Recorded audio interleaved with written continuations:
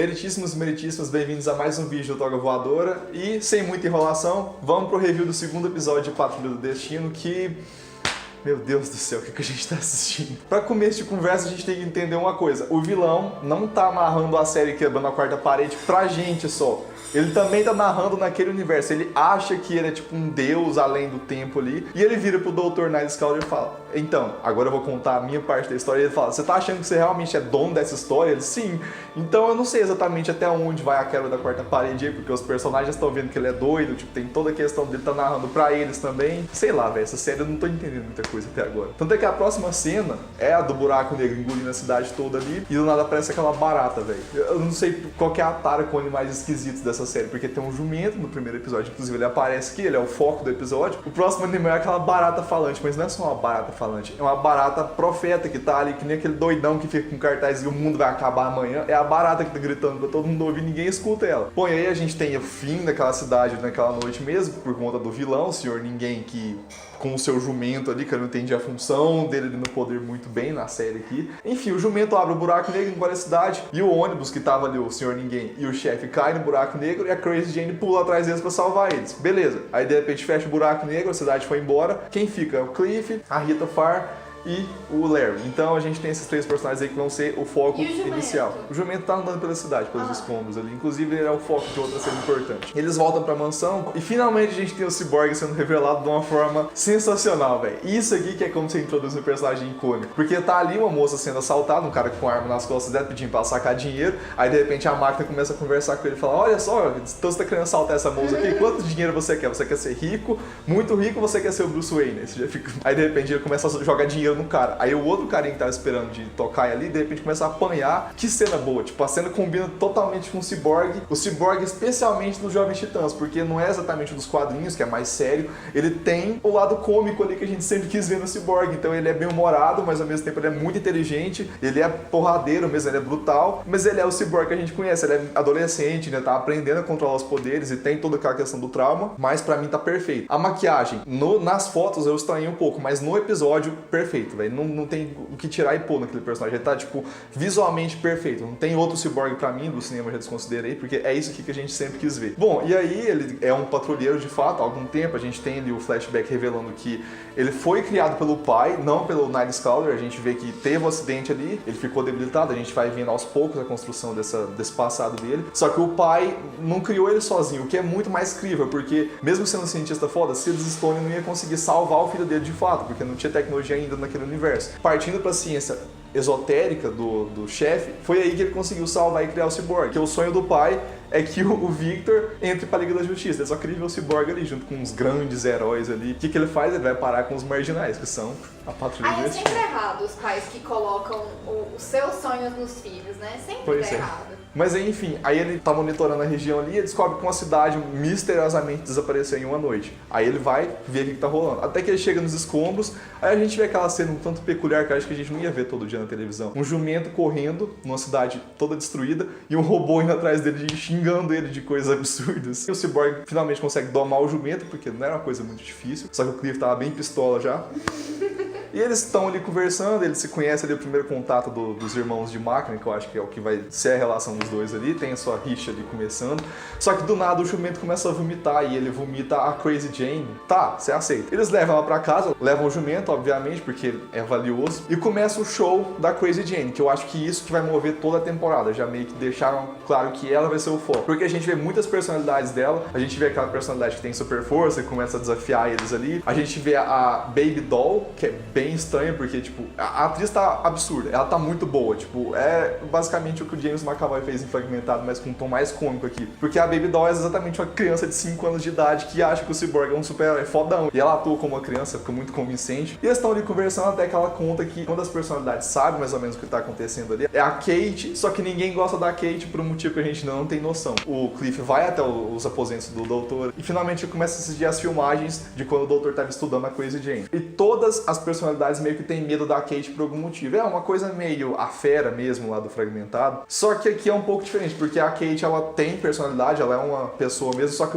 acho que o poder dela que é muito descontrolado. Aí, o que o Cyborg faz? convence a Baby Doll a convidar a Kate pra conversar com ele. Só que a Kate não gosta de ser interrogada, inclusive o doutor aprendeu isso de uma forma que a gente viu lá não muito legal, e ela começa a sentar a porrada dele sem dó, tipo, ela parece um sol voando dentro da sala, tipo, você não entende exatamente o que é ela ainda, mas ela é uma ameaça possível ali, e não só ela, outras personalidades que são a favor da Kate, meio que uma coisa da horda mesmo lá do Fragmentado, começam a sentar a porrada no Cyborg e no Cliff ali, porque, né, tipo, eles estão querendo interrogar a Kate, então vão pra cima deles. Uma delas tem um poder de choque ali, ela começa a eletrocutar dois robôs, o que não dá muito certo, é claro, eles ficam travados ali. E a gente vê uma outra personalidade que eu fiquei assim, véi, porque não falam quem que é, eu achei que era o Hammerhead no começo ali, só que ela chega e começa a ameaçar o Cliff ali no canto da parede, de repente tudo que ela fala começa a ser materializado no ar. As palavras dela formam as frases assim, só que a frase é feita de metal líquido, e o metal líquido vira uma arma, ela usa pra acertar o Cliff. Aí, tipo, tudo que ela fala é tipo, otário, aí vira uma espada samurai, ela corta, tipo, vai cortar a cabeça do Cliff com aquilo, você fica... Essa série não é normal não, velho. Tipo, é difícil você acompanhar o ritmo ali. Ainda mais vendo de manhã, não façam isso, não dá muito certo. Aí o Cyborg consegue derrubar a Crazy Jane ali. Aí o que eles fazem? Não, beleza, vamos deixar ela aí isolada. O Cliff tá ali, porque a relação de pai e filho dele com ela tá começando a nascer mesmo. E o Cyborg vai tentar investigar o jumento ali. E lá fora o Larry tá cuidando das suas plantas, a Rita tá tomando sol ali. Até que o Cyborg monitora o jumento e descobre que tem tipo uma fechadura na boca dele. Uma fechadura cósmica que abre espaço para uma dimensão nova. Tipo, é como se o jumento tivesse uma dimensão de bolso dentro do estômago dele. Aí qual que é o brilhante plano deles? Fazer a Rita virar aquela gosma toda, colocar ela num saco de lixo. Sabe quando faz biscoito, tipo, você tem que colocar naquele saquinho, coloca na forma? É isso que eles fazem com ela, colocam ela num saco de lixo e vão despejar na boca do jumento. Meu Deus do céu, essa série é muito doida. Eles abrem a boca do jumento e ela entra, só que quando ela entra todo mundo é puxado lá pra dentro, os três, porque o Cliff e a Crazy Jane ficam lá. A cena é bem nojenta, tipo, deles entrando nas entranhas do jumento ali, que eles caem nessa dimensão mesmo, é muito bonito lá, a fotografia ficou, ó, 10/10. Visualmente não tenho o que falar da série, tá perfeita. Inclusive eu acho que se tiver chance pra premiação, vai pra essas categorias técnicas aí, em especial fotografia e maquiagem, porque tá sensacional. Talvez roteiro também, porque os diálogos estão afiadíssimos. E assim que eles caem lá, eles são apresentados ao universo mágico do Senhor Ninguém, que é uma insanidade que só. Tem tipo 3 walkie-talkies lá, aí o Cyborg pega o dele, a Rita dela e o Larry dele ali. Aí assim que eles colocam, ele começa: vocês estão entrando no tour do meu mundo e eu sou o narrador e eu existo além do tempo e do espaço. Então vocês não podem me atacar, vocês vão ter que ser refém do meu plano aqui. Aí ele joga os personagens de volta nos seus flashbacks. O Larry volta pro dia do acidente dele, a Rita vai pro estúdio de gravação, que tipo, provavelmente foi uma das últimas oportunidades dela aparecer ali, e o Cyborg vai pro dia do acidente. Aí a gente finalmente tem mais do passado dele ali, que a gente vê que ele causou um acidente, uma explosão ali no laboratório na casa da mãe dele e acabou matando a mãe e deixando daquela forma. Tipo, ele é todo deformado no rosto, ele não tem uma perna. E a gente vê o trauma dele, essa culpa que ele carrega, ele fez essa promessa de ser um herói pra honrar a memória da mãe dele. E a gente vê a Rita tendo um trauma ali com um bebê, a gente não sabe como que isso vai ser inserido na trama dela, mas é provavelmente a coisa mais pesada que a gente vai ver na temporada. O Larry, a gente vê de novo o lado da homossexualidade dele pesando contra o homem que ele era ali nos anos 50. Essas cenas do flashback é muito foda, porque a gente vê a origem do Cyborg de uma forma totalmente não convencional, porque é ele de hoje em dia revisitando o flashback dele. É uma coisa diferenciada, não é tipo simplesmente o flashback, simplesmente a origem, não. Tem mais uma vez a criatividade de contar os passados de todos os personagens aí. E nesse meio tempo o Cliff tava ali fazendo o sanduíche que ele fazia pra filha dele, tentando agradar a Crazy Jane. Aí ele entrega o sanduíche pra Crazy Jane, ela vai quebra e fala. A frase dela é muito foda, ela fala: então você fez um sanduíche de pasta de amendoim pra gente, só que 3 de nós aqui somos intolerantes a glúten e nenhuma é a sua filha. E ela vai e quebra e tipo, você fica com muita dó do Cliff, velho, porque ela é muito cuzona nessa cena. É isso que faz um grande personagem. Aí, depois de um tempo, ela volta com a Jane mesmo, eles se reatam ali, e finalmente os dois ali resolvem o seu núcleo, e voltando pro jumento, pro interior do jumento ali, o Cliff tá no meio do acidente até que ele entende que ele devia invocar a personalidade de energia que vive dentro dele, e ele libera ele. E assim eles conseguem exatamente quebrar toda a barreira ali que o Senhor Ninguém colocou, e aí a gente tem uma noção, porque aparentemente o Senhor Ninguém acha que ele é onipotente, só que o Larry conseguiu quebrar a dimensão que ele criou ali. Inclusive é assim que eles salvam a cidade inteira, eles escapam do jumento, a cidade volta ao normal, e o jumento explode no final, por que não? Né? Porque tinha universo dentro dele, o que seria ele explodir, né? Pois é. De menos. Só que a gente ainda tem o mistério do doutor, a gente não sabe o que aconteceu com ele, onde que ele tá junto com o Senhor Ninguém, vai ser tipo o próximo episódio focado nisso. A gente tem todo esse rolê da Crazy Jane, inclusive tem toda a questão do mapa das personalidades do subconsciente dela. O doutor meio que criou como se fosse um sistema de cavernas, que cada raiz é uma das personalidades. Então se uma apareceu agora, você tem que saber qual que é a próxima para controlar as possíveis situações de problema ali. E o Cliff passa a entender isso, então eu acho que isso vai aproximar bastante os dois. Ele sabendo quais são perigosas, quais são mais seguras, quais são amigáveis. A Rita tá bem abalada pelo flashback desse bebê ali, do estúdio de gravação de que ela tava. O Cyborg tem uma cena muito emblemática dele com o pai, porque o pai dele chega e fala: não, eu tô tentando te mandar pra Liga da Justiça e você tá aqui com os perdedores do Nightcrawler, então você quer mesmo ficar aqui? Aí ele: eu quero, tipo, é uma das formas de honrar a memória da minha mãe. Ele: não, se você ficar aqui, eu vou fazer o upgrade. Provavelmente esse upgrade que ele tá falando é exatamente dar mais partes mecânicas pro Victor e controlar a consciência do próprio filho, que é bem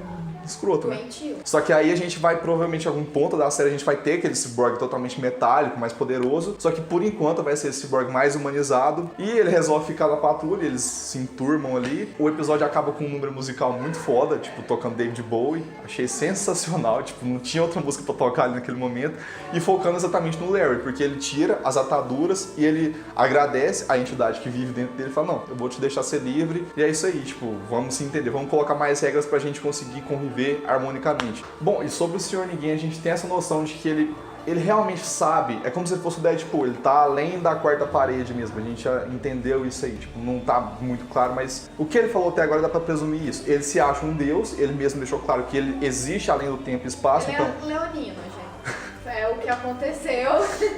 E pra derrotar uma criatura desse nível, eu não sei o que eles vão fazer, porque eles não são exatamente super poderosos. O Cyborg pode vir a ganhar uma armadura mais foda daqui pra frente. O Larry pode usar mais essa entidade que vive dentro dele. A Rita, por exemplo, não tem controle nenhum desse poder que ela ganhou. O Cliff também não é exatamente um herói poderoso, ele tem a sua super força ali, mas sei lá, contra esse tipo de criatura. Então a saída é a Crazy Jane. Então a temporada vai ter que focar nela, vai ter que ser isso de explorar as personalidades super poderosas dela. Porque nem todas têm exatamente poderes grandiosos. A Kate, que é essa entidade poderosa, que tipo, tem poder de fogo, aquela entidade que tem poder de choque também, é interessante ver que tem potencial dela se tornar uma grande super-heroína. Só que também ela pode se tornar uma super-vilã. Então, se o próprio Senhor Ninguém já deixou claro que ele quer trazer os heróis da patrulha pro lado dele e deixar o Niles sozinho ali, qual que é o risco dele pegar a Crazy Jane, talvez até o Cyborg, e tipo... a equipe ficar toda desfalcada e com mais inimigos do que já estava no começo. Vai ser uma temporada de problemas para todo mundo ali, problemas tanto nas vidas pessoais deles, na questão do próprio passado que eles têm e do passado do Niles, porque a gente tem que entender esse rolê dele sair e voltar com vítimas de acidente, que ele transforma em seres super poderosos. Esse passado dele com o Senhor Ninguém é meio emblemático, porque será que ele também causou o acidente dele, que não foi exatamente um acidente? Porque o Senhor Ninguém, antes de ser o Senhor Ninguém, procurou o cientista nazista para realmente ganhar poderes, ele queria isso. Só que o Niles influenciou isso até qual ponto? A gente tem que entender a relação deles aí. E também tem a questão toda dos acidentes. A gente vai ter episódios focados exatamente nisso, na revelação do que aconteceu de verdade com cada um deles. Então acho que essa vai ser a linha da série, da temporada como um todo. Da gente entender quem é o Niles, o papel dele na família, e eu acho que exatamente quebrar essa figura que ele tem ali. E só uma última coisa que é interessante falar é que as pinturas que aparecem na série, principalmente as que a Crazy Jane, usando a personalidade da filha do Capataz, faz, elas têm meio que uma representação forte. Eu não sei se é exatamente premonição, mas que ela influencia o ambiente ao redor dela ali por meio do que ela tá criando, e isso é verdade. Por exemplo, ela desenhou a chuva caiu ali de acordo com a emoção que ela tava sentindo. E a pintura que ela faz nesse episódio é exatamente o Cyborg segurando um cadáver ali e o mundo acabando ao redor dele. Só isso daí pode ser exatamente uma previsão de que o Cyborg, a partir desse upgrade que o pai vai querer fazer nele, pode se tornar um dos vilões da temporada, o herói que vai mudar de lado aí. E além dessa pintura, que é importante pra gente deixar aqui na memória daqui pra frente, tem também as pinturas que o Senhor Ninguém mostra pros 3 personagens que entraram dentro do jumento ali, que estavam na dimensão de bolso dele ali. Que a da Rita é nostalgia, a do Cyborg é perda, e se eu não me engano, a do Larry é arrependimento ou vergonha, que expressa exatamente o que eles sentem com relação ao passado. passado. A Rita, ela odeia quem ela é hoje em dia 100%. Ela mesma fala que ela fugiria dela se ela pudesse. Então, tem um personagem muito quebrado na equipe que tem um poder considerável e ela tá totalmente travada nesse momento, essa nostalgia do passado aí. O Cyborg, ele já lida melhor com a perda, porque ele mesmo fala que aquele flashback não abalou tanto ele, porque ele sonha com aquilo toda noite quando ele dorme, do acidente que ele criou da mãe. Mas mesmo assim, a perda faz parte de quem ele é hoje em dia. Ele só é um herói por causa da perda. E como que a gente vai ver o que aconteceu de verdade no acidente dele ali, até qual personagem que tem influência nesse acidente dele aí, vai ser um dos pontos principais da temporada também, que pode inclusive levar ele a se tornar o vilão, que a Crazy Jane previu ali. Não, eu não entendo isso dessa forma. Porque pra mim é o Cyborg carregando o Niles e lá atrás é a Rita e a cara dele aqui é de desespero. Mas isso não é um mau presságio? Isso é um mau presságio, mas tipo assim, não de que o Cyborg Virou vilão. É, tipo assim, olha aqui, a pessoa até fez os outros frames aqui. Bom, a gente tem que entender que é uma pintura, claramente tem A coisa... interpretação. Tipo, é surrealista aí, pode ser que tenha coisas diferentes aí nessa representação. Por exemplo, a primeira coisa que eu remeti foi a cena clássica da capa do Crise das Infinitas Terras, que é o Superman, as duas versões do Superman, uma segurando o cadáver da Supergirl e outra segurando o cadáver da Mulher Maravilha. Foi o primeiro visual que eu vi, que me remeteu, foi isso. Mas depois eu pensei exatamente no Cyborg como um vilão, porque ele tá mais metálico ali nesse visual que a Crazy Jane teve dele, e realmente...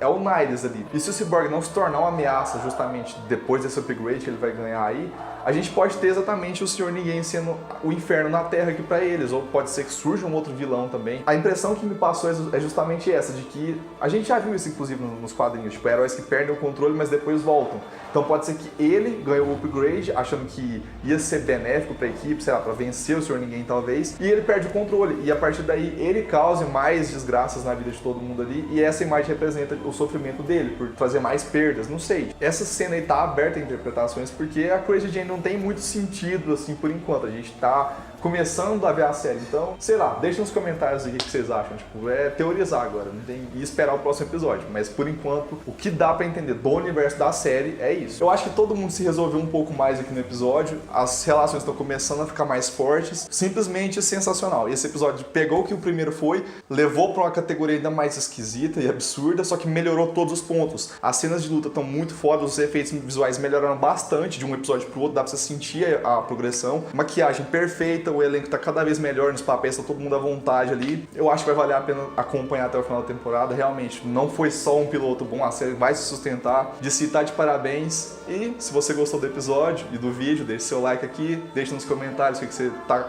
entendendo desse universo aí, o que você tá esperando daqui pra frente. Se inscreva no canal, ative as notificações e até a próxima.